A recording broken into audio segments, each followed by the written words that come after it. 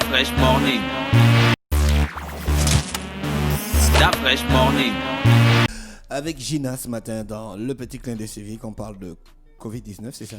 Oui, on parle de Covid-19 et je sais pas vous, mais hier, il y avait une conférence de presse donc, du ministre d'État à l'Intérieur, Lambert Noël Matta, qui était accompagné du ministre de la Santé. Donc, ils ont fait une communication qui a duré quelques minutes et tout. Ils parlaient de la riposte, en fait, contre le Covid-19. Et cette communication suivait déjà une rencontre que le président avait eue en début de semaine avec certains hauts responsables, en fait, du pays pour parler de la stratégie que l'on mettrait en place pour la riposte contre le Covid-19.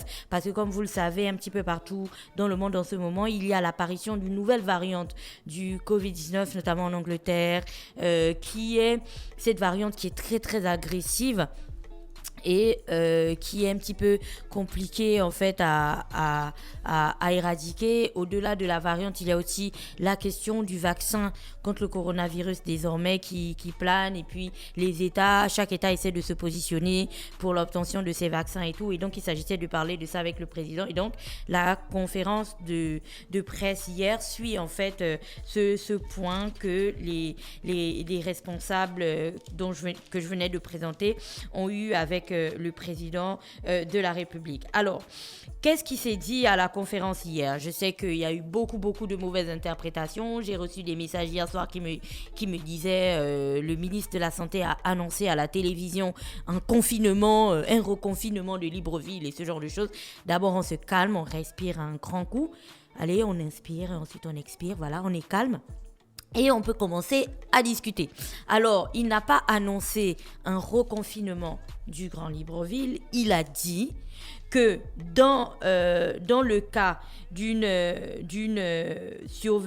la survenue d'une nouvelle vague ou de l'augmentation en fait des cas de Covid-19, d'une augmentation certaine et importante et tout, ce n'est la question liée à un confinement ou à un reconfinement n'est pas du tout exclue. On sera obligé de reconfiner en fait pour faire face à cette nouvelle vague de contamination, dans le cas où il y a une autre vague de contamination qui ressemblerait un petit peu, ça c'est ce que j'ajoute, qui ressemblerait un petit peu à celle qu'on a connue en avril dernier. Alors pourquoi est-ce qu'ils ont fait cette conférence de presse? Parce qu'ils l'ont dit hier. Lorsqu'on regarde en fait l'évolution des contaminations depuis ces derniers mois, donc d'octobre, novembre et tout, ça augmente relativement, légèrement, mais ça augmente quand même. Parce qu'on a enregistré 347 nouvelles contaminations et pour le mois de décembre 2020, donc 347 nouvelles contaminations. Et depuis le début du mois de janvier, on est à 123 nouvelles contaminations. C'est-à-dire que là, au 13 janvier, en fait, imaginez, vous prenez les nouvelles contaminations d'hier, vous les rajoutez. C'est sûr qu'au 31 janvier, on aura peut-être dépassé les 347. C'est pour ça qu'ils disent que la courbe, en fait, tend à aller vers le dessus. Alors pourquoi est-ce qu'ils ont aussi fait cette conférence? C'était aussi pour rappeler encore une fois les mesures barrières, parce qu'il y a eu un relâchement dans les mesures, et ça, ce n'est même pas la peine de le dire, nous tous on le vit.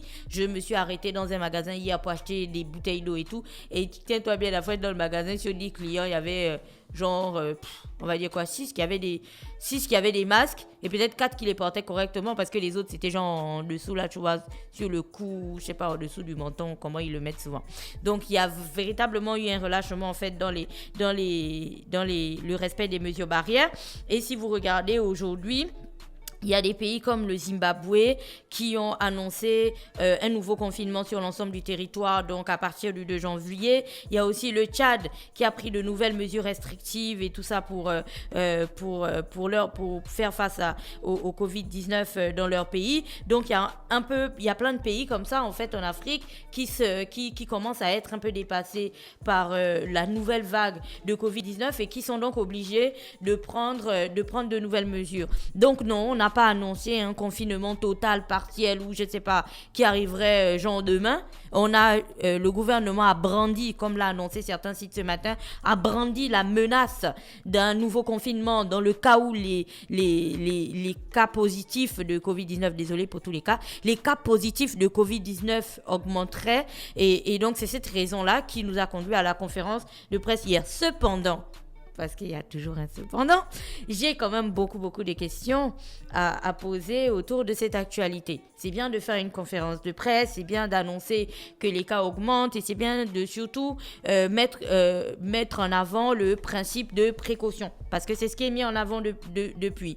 Ce principe de précaution qui voudrait qu'on prenne bien toutes les mesures pour se protéger avant que la situation n'arrive et qu'on soit en train de gérer des conséquences en fait. On anticipe déjà. Après tout, gouverner, c'est prévoir et c'est très bien. Cependant, pour un pays comme le nôtre qui depuis mars vit en fait au rythme du Covid-19 et ne vit même plus de manière normale et de manière correcte, il y a des voix qui s'élèvent depuis hier pour se demander en fait si on a véritablement pesé la mesure de ce qu'impliquerait en fait un nouveau confinement. Qu'est-ce que cela signifie? Quand on dit peser la mesure de ce nouveau confinement, ce n'est peut-être pas pour le pays, c'est aussi, quand je dis pour le pays, c'est de manière globale. Vous voyez les grands traits, l'économie et tout ça.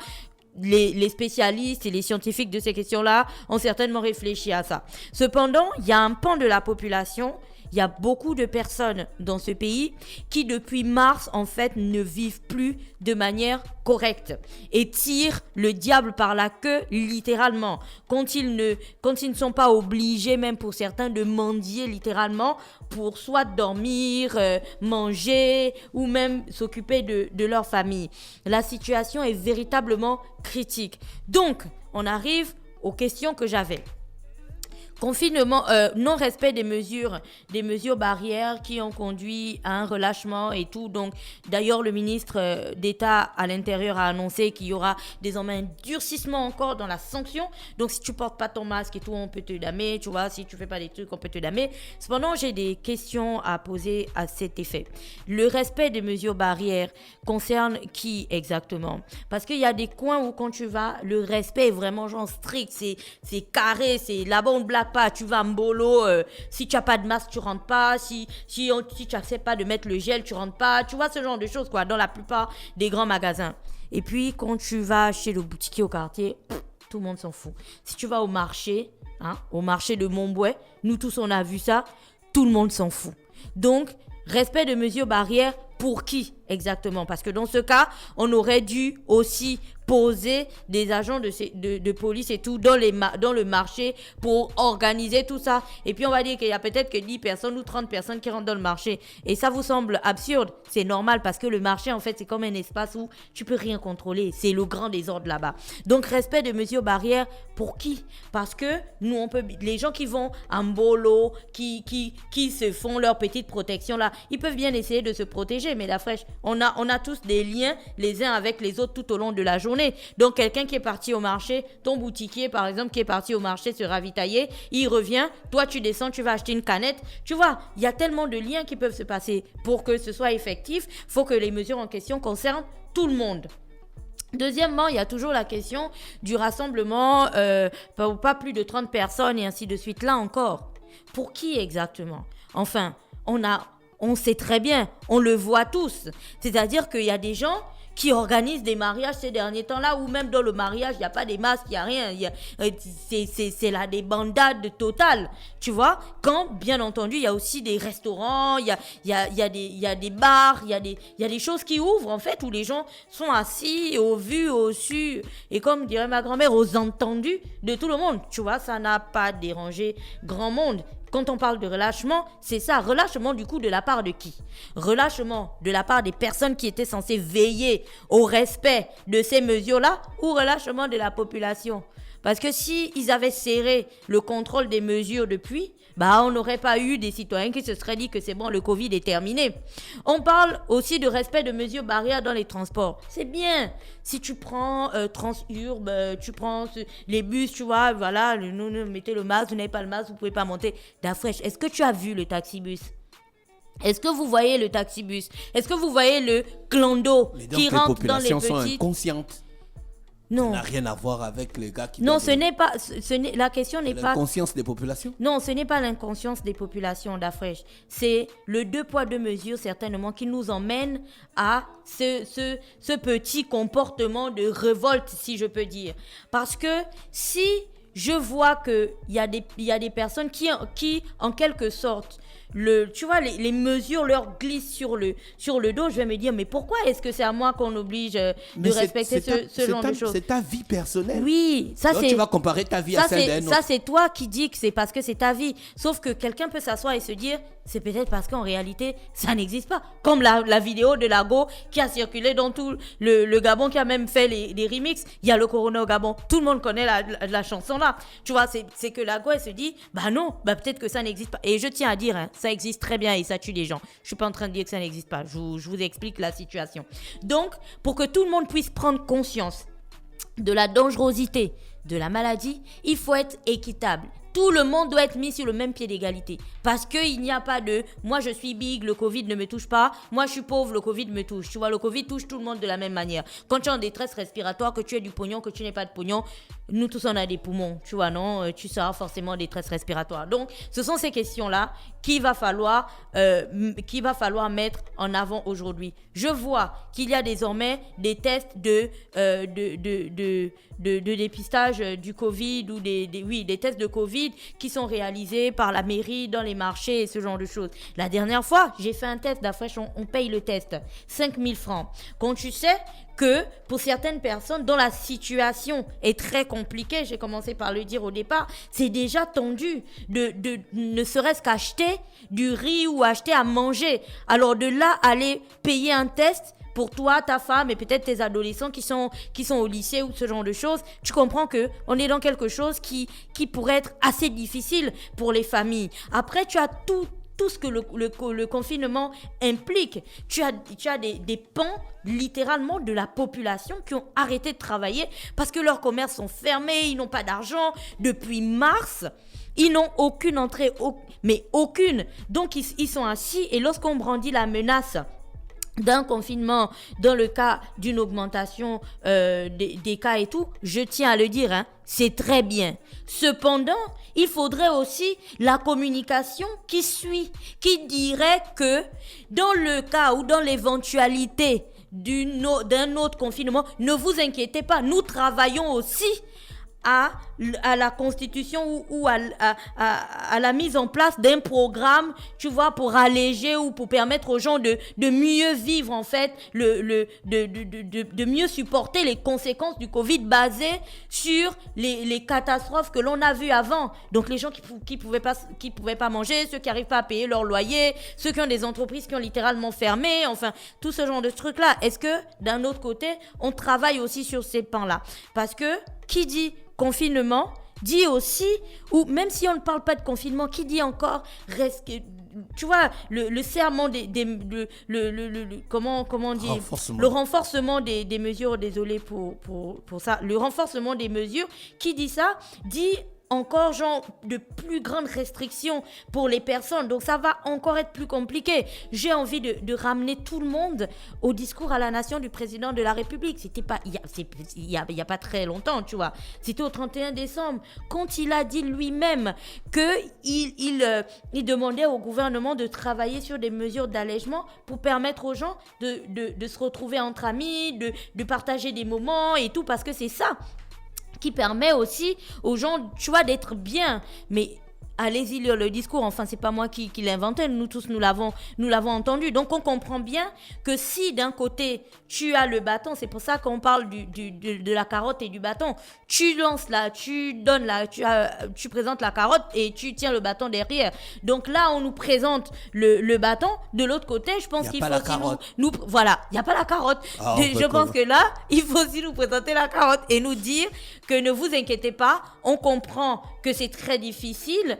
Et voilà, et de la même manière qu'on est en train de travailler sur la riposte, donc sur comment on va faire face à ce genre de choses, ben de l'autre côté aussi on sait que c'est compliqué pour un pan de la population et pour ces personnes-là, Tout ce que vous dites, on entend. Donc voilà comment on va gérer ou on est en train de travailler sur votre situation. Mais le fait de faire du style, on n'entend pas ce que les artistes, les tenanciers des bars, les gens qui faisaient le travail de nuit. Voilà, le fait de faire comme si on n'entendait pas la voix de ces gars-là qui crient depuis, ça va bientôt faire 1 an. C'est pas bon. Et c'est ce qui conduit au relâchement en fait et au non-respect des mesures. C'est-à-dire que si quelqu'un peut aller travailler, ouvrir son bar, pourtant il sait qu'il n'en a pas le droit, la fraîche il va l'ouvrir. Si quelqu'un peut transformer sa maison en église, comme c'est écrit dans le journal de ce matin, c'était d'abord un bar, ensuite ça a été une église et tout, il va le faire. Si quelqu'un a un clan d'eau et qu'au lieu de mettre juste 2 ou 3 personnes, bah il peut en mettre 6 parce qu'il a un loyer. La santé c'est comme le salut, hein, c'est personnel. Si toi-même tu ne prends pas ça en compte, si tu veux faire la tête un matin, tu vas te retrouver avec le Covid et puis voilà quoi. Et là, la vie, c'est un choix. Et là, je vais le choix de tomber malade. Et là, je vais te donner. Et là, je vais te donner la phrase que plusieurs personnes écrivent sur Facebook et partout. Et d'ailleurs, ils en ont même parlé dans certains reportages à la télévision. Si le Covid ne nous tue pas, alors la fin nous tuera. C'est un Brésilien qui avait dit ça. Si le Covid ne nous tue pas, en tout cas, la fin nous tuera. Dans les deux cas, il y a quelque chose qui va nous tuer. Dans les deux cas, il y a quelque chose qui va nous tuer. Je tiens à préciser à tout le monde que je ne suis ni l'avocate du gouvernement, ni l'avocate des personnes qui ne sont pas pris en compte ou voilà, qui ont l'impression qu'ils sont pas pris en compte. Il faut juste Moi, je suis avocat du gouvernement. Il faut juste qu'aujourd'hui, on se positionne en fait et qu'on arrive à avoir quelque chose qui contente tout le monde.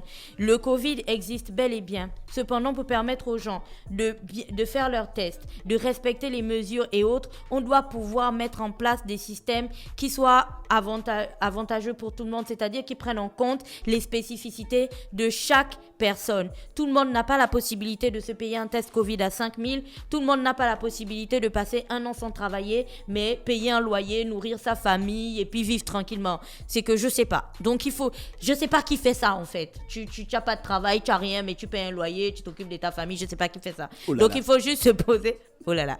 Donc il faut juste se poser et puis prendre tout ça en compte. Mais qu'à cela ne tienne, si vous avez écouté la rubrique de ce jour, sachez bien que le Covid n'est pas terminé. Donc où que vous soyez, portez votre masque, lavez-vous les mains et puis voilà, respectez les mesures barrières. Merci Gina avec nous ce matin dans le petit clin d'œil civique sur les 104.5 Urban FM, la station urbaine. Start Fresh Morning.